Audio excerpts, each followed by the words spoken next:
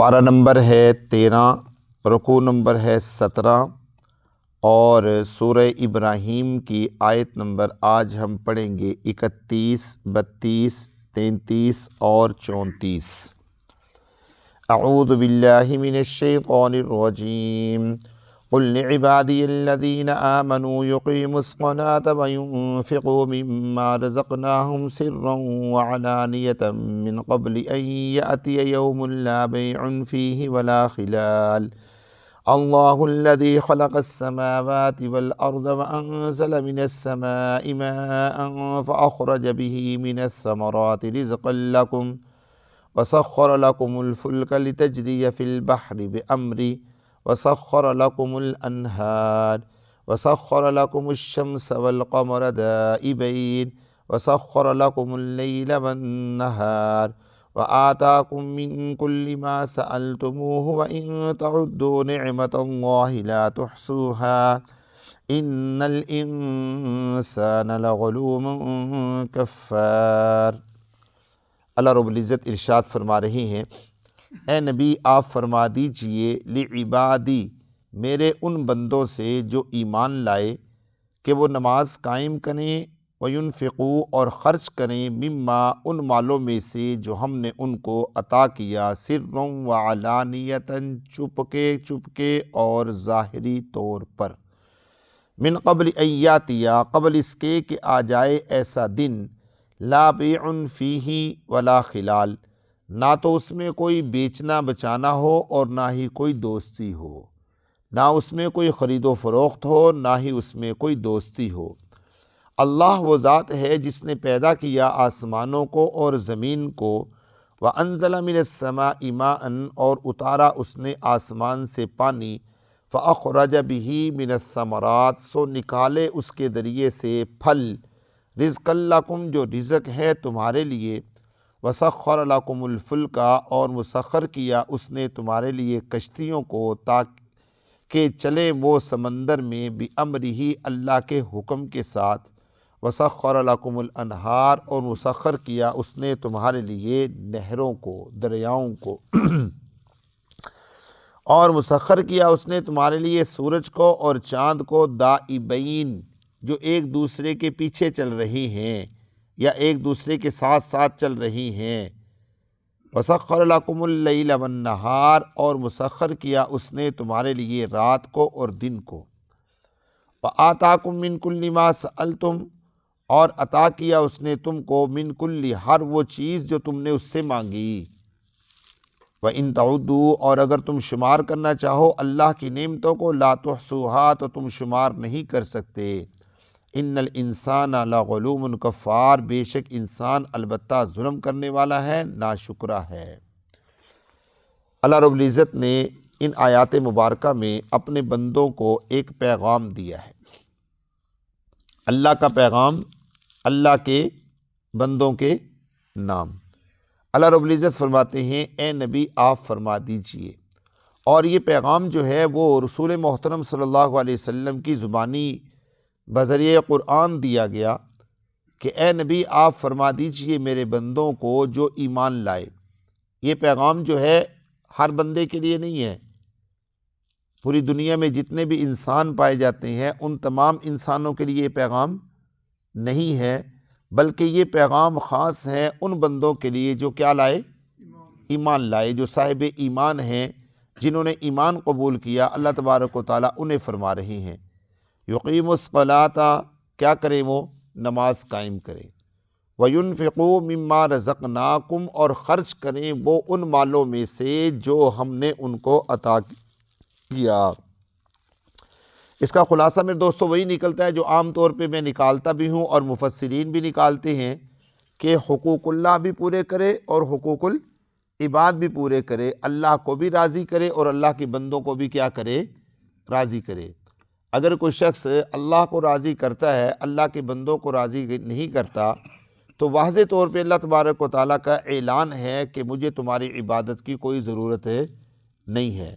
اور اگر کوئی شخص اللہ کے بندوں کو راضی کرتا ہے اللہ تبارک و تعالیٰ کو راضی نہیں کرتا تو پھر کچھ نہ کچھ گنجائش ہے کہ حدیث پاک میں آتا ہے کہ اللہ اپنے حق کو کیا کر دیں گے، معاف کر دیں گے۔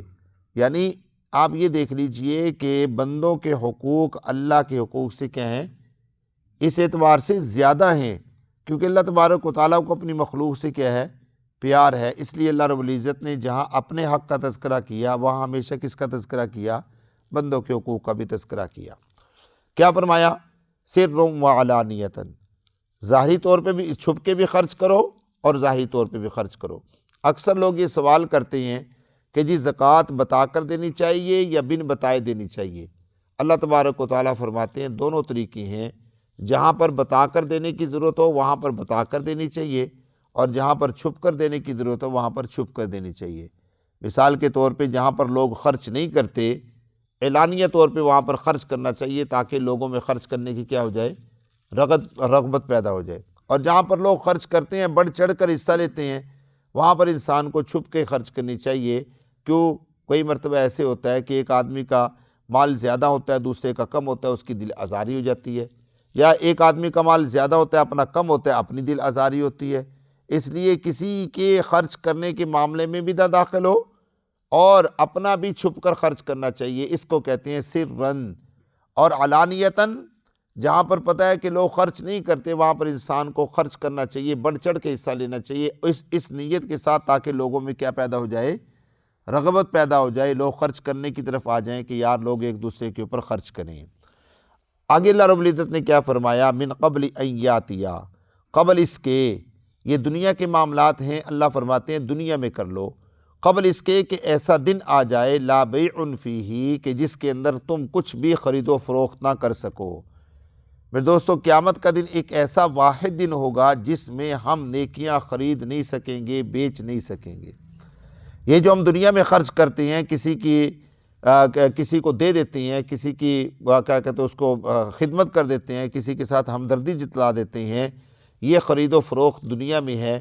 ہم یہ پیسے دے کر، ہم یہ مال دے کر لاکھوں نہیں، کروڑوں نہیں، اربوں نیکیاں کیا کر لیتے ہیں، خرید لیتے ہیں، جو کہ ہمارے قیامت کے بینک اکاؤنٹ کے اندر چلی جاتی ہیں، قیامت کا بینک بیلنس بن جاتا ہے۔ اگرچہ دنیا میں ہمیں وہ نظر نہیں آتا بظاہر، لیکن آخرت میں وہ بینک جو ہے وہ ہمارا بھرتا چلا جاتا ہے۔ لیکن یہ نیکیاں آج ان کی قدر و قیمت نہیں ہے، سیدھی سی بات ہے، میں بات بڑی کھل کے کر رہا ہوں، یہ نیکیاں آج ان کی قدر و قیمت نہیں ہے۔ 1 روپیہ خرچ کرنے سے احد پہاڑ کے برابر نیکیاں مل جاتی ہیں، 1 کھجور کا دانہ خرچ کرنے سے احد پہاڑ کے برابر نیکیاں مل جاتی ہیں۔ آج ان کی قدر و قیمت دنیا میں نہیں ہے، لیکن یہی نیکیاں جب قیامت والے دن خریدنے کے لیے جائیں گے، اللہ تبارک و تعالیٰ فرماتے ہیں آسمان اور زمین کے خلا کے برابر سونا چاندی ہیرے جواہرات بھر کر بھی خرچ کرو گے تو بھی ایک نیکی نہیں ملے گی۔ نہیں سمجھے بات؟ اللہ فرماتے ہیں سب کچھ دے دو گے، ایک نیکی تو بھی نہیں ملے گی۔ تو دنیا میں ان کی قدر و قیمت نہیں ہے، لیکن آخرت میں ان کی قدر و قیمت اتنی بڑھ جائے گی۔ اللہ فرماتے ہیں اس دن کوئی بیچنا بچانا نہیں ہوگا، اس دن کوئی خرید و فروخت نہیں ہوگی۔ اچھا، ہم اگر یہ ذہن بنا لیں کہ شاید کوئی ہم سے محبت کر کے، ہمدردی کر کے ہمیں کوئی نیکی دے دے، اللہ فرماتے ہیں لا خلال، اس دن کوئی دوستی بھی کام نہیں آئے گی۔ خلال کے لفظ میں ہر رشتہ داری بھی داخل ہے، ماں بہن، بیٹا بیٹی، رشتہ دار، دوست احباب، تعلق والے، اس میں سارے داخل ہے، کیونکہ خلال یہ کس سے ہے بھلا؟ خلوت سے ہے، اور خلوت انسان کا قریبی رشتہ دار یا قریبی دوست یا قریبی بہن بھائی کرتے ہیں نا۔ جب 2 بھائی بیٹھے ہوں، تیسرا بندہ بیٹھا ہو تو وہ کہتے ہیں یار تھوڑا باہر جا، ہم نے بھائیوں نے آپس میں کوئی بات کرنی ہے۔ باپ بیٹا بیٹھے ہوتے ہیں، ماں بیٹی بیٹھے ہوتی ہیں، میاں بیوی بیٹھے ہوتے ہیں، یہ ہوتی ہے خلوت، اس کو کہتے ہیں خلال۔ اللہ فرماتے ہیں قیامت والے دن یہ خلال بھی کام نہیں آئے گا۔ اب انسان کے ذہن میں یہ تصور پیدا ہوتا ہے کہ یا اللہ، کیا اتنا بڑا معاملہ ہے، اتنا بڑا معاملہ ہے کہ نیکیوں کی قیمت ہوگی اور یہ ہوگا اور وہ ہوگا؟ اللہ تبارک و تعالیٰ نے جو اگلی 3 آیات مبارکہ ہیں ان میں اس معاملے کی وضاحت فرمائی کہ ہاں اتنا بڑا معاملہ ہے، اور دنیا میں اللہ تبارک و تعالیٰ نے تمہیں کیا کیا عطا فرمایا، یہ بھی ذرا غور کر لیجئے کہ دنیا میں اللہ نے تمہیں بے بہا نعمتیں عطا فرمائی ہیں، اتنی نعمتیں عطا فرمائی ہیں جس کا حساب نہیں ہے۔ اب ان 3 آیت مبارکہ کا میں ترجمہ کرتا ہوں، یہ تصور ذہن میں رکھیے گا کہ کتنی بڑی نعمت اللہ نے ہمیں دنیا میں عطا فرمائی ہیں۔ اللہ کیا فرماتے ہیں؟ اللہ وہ ذات ہے جس نے پیدا کیا آسمانوں کو آسمان ایک بہت بڑی نعمت ہے۔ کیسے نعمت ہیں؟ اب میں تفسیر میں نہیں جاتا ورنہ لمبا ہو جائے گا کام۔ اللہ کی طرف سے جو اللہ کے احکامات عذاب کی صورت میں اترتے ہیں، یہ آسمان ان کے لیے رکاوٹ کا ذریعہ بنتے ہیں۔ ہر آسمان پر انبیاء کی ایک جماعت ہے، ہر آسمان پر فرشتوں کی ایک جماعت ہے۔ جب اللہ کا عذاب اترتا ہے نا زمین پر روٹین میں اب موجودہ، تو وہ فرشتے اللہ سے توبہ اور استغفار کرتے ہیں، یا اللہ سونے اس عذاب کو نیچے نہ لے کے جانا، اس عذاب کو نیچے نہ لے کے جانا۔ اللہ تبارک و تعالیٰ کا وہ عذاب ٹلتا آسمان دنیا تک آتے آتے وہ کیا ہو جاتا ہے؟ ختم ہو جاتا ہے۔ یہ آسمان ہمارے لیے اتنے فائدہ مند ہیں۔ اور زمین کو پیدا کیا، اور زمین کو آپ جانتے ہیں کتنی نعمت اللہ نے زمین سے ہمیں عطا فرمائی، اور اتارا آسمان سے پانی، جو بارش کا پانی ہے، 99 بیماریوں سے شفا ہے، اور پھر نکالا اس کے ذریعے سے پھلوں کو جو رزق ہیں تمہارے لیے، اور مسخر کر دیا اللہ نے کشتیوں کو جو چلتی ہیں سمندروں میں اللہ کے حکم سے، بڑے بڑے بحری جہاز ہیں، کہاں سے کہاں چلے جاتے ہیں۔ وسخر لکم الانہار، اور مسخر کر دیا اللہ نے تمہارے لیے سمندروں کو اور دریاؤں کو اور نہروں کو، اور مسخر کیا اللہ تبارک و تعالیٰ نے تمہارے لیے سورج کو اور چاند کو جو چلتے ہیں ایک دوسرے کے ساتھ حساب کے ساتھ، اور مسخر کیا اللہ نے تمہارے لیے رات کو اور دن کو۔ یہ اللہ تبارک و تعالیٰ کی اتنی بڑی بڑی نعمتیں ہیں۔ اللہ نے ان نعمتوں کا تذکرہ کرنے کے بعد فرمایا، اور عطا کی اللہ نے تمہیں ہر وہ چیز جو تم نے اللہ سے مانگی۔ ہم اللہ سے جو مانگتے ہیں اللہ عطا کرتے ہیں کہ نہیں کرتے؟ کئی مرتبہ تو ایسے ہوتا ہے یار کچھ اور مانگ لیتا، انسان کی زبان سے نکلتا ہے نا کچھ، اور وہ فوراً پورا ہو جاتا ہے۔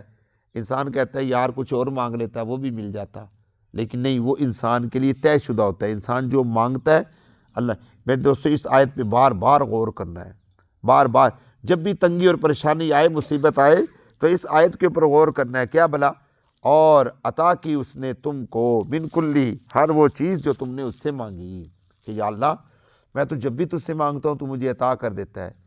پریشانی کے اندر اب میں ہوں، اللہ مجھے پریشانی سے نجات عطا فرما دے۔ یہ حوالہ دے کے تو ہم اللہ سے سوال کر سکتے ہیں نا۔ اور آخر پہ میرے دوستو اللہ رب العزت نے فرمایا وَإِن تَعُدُّوا نِعْمَةَ اللَّهِ لَا تُحْصُوهَا، اور اگر تم شمار کرنا چاہو اللہ کی نعمتوں کو، لا تحصوها، تو تم شمار نہیں کر سکتے۔ ان الانسان، بے شک انسان البتہ ظالم بھی ہے اور ناشکرہ بھی ہے۔ امید ہے یہ 4 آیتیں مبارکہ آپ کو سمجھ میں آ گئی ہوں گی۔ اللہ تبارک و تعالیٰ مجھے اور آپ کو فہم نصیب فرمائے۔ الحمدللہ۔